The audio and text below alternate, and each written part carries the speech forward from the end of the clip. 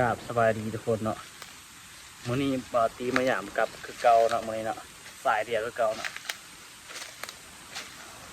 สายเดียวอีกเส้นเก่าเส้นเคยเนาะโอเคทุกคนเดี๋ยวติดตามเบิ่งว่าบาตีสิหมานหรือบ่หมานเนาะนี่ทุกคนติดตามรุ่นน้ำกันเลยเนาะว่าบาตีสิหมานนะมื้อนี้เนาะหมานหรือบ่หมานบ่กับบ่ฮู้เนาะโอเคติดตามน้ำกันไปเลยนี่เนาะทุกคนแต้มแรกแห้งบานเนาะบาตีสายเดียวเนาะแต่ว่าสายที่เทิงเนาะแต่ว่าบริทายเนาะมันเข้าไปลึกเนาะนี่แต้มแรกเนาะโอเคทุกคนติดตามดูหลังต่อไปเนาะ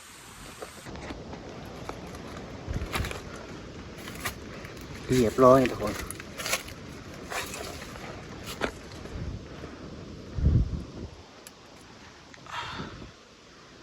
แต้มที่3มันโทนเนาะนี่เราทุกคน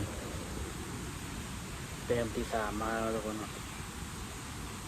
แต้มที่3มันมาแล้วมันเนี่ยเกี่ยมรุ่นเบื้องหลังต่อไปเนาะนี่เราทุกคนตรงนี้เนาะแต่ว่าหางขาดเนาะคือมีมูมันกินเนาะนี่หักมีกัดหางเรียบร้อยทุกคนเนาะ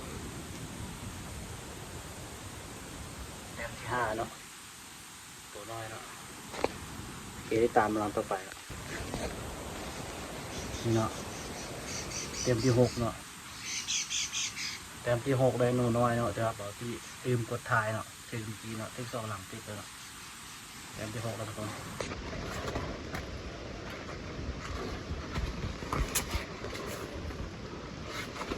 เรียบร้อยทุกคนต่อมาร้อยแล้ว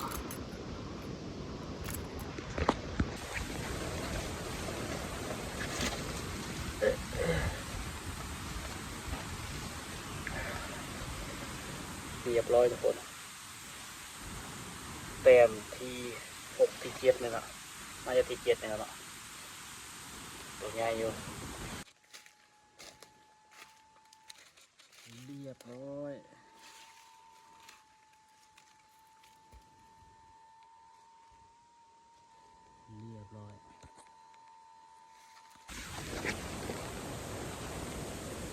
นี่ทุกคนแต้มนี้หนูน้อยเนาะหนูน้อยก็นับแต้มเนาะที่ทุกคนติดตามมือหลังต่อไปเนาะ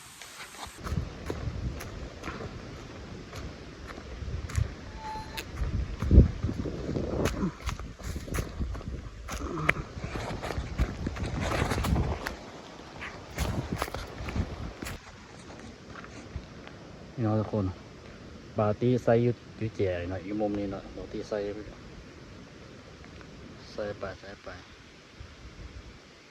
บาตีลงอยู่นั่นเนาะแล้วก็ลงมานั่นบาตีก็ย่างมาแถวทางเนาะ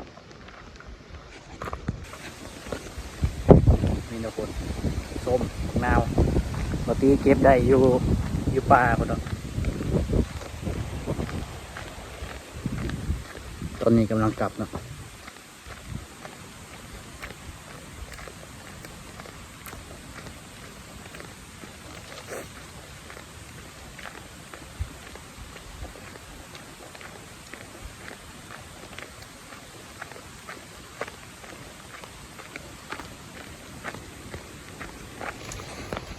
นี่เอาทุกคนแถวนี้จะเป็นสวนอ้อยเนาะเป็นป่าอ้อยเนาะ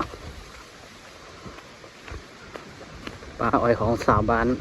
บ่าวติเนาะ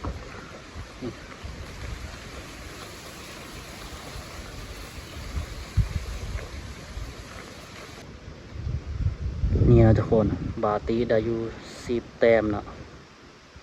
10 แต้มเบาๆบ่นี่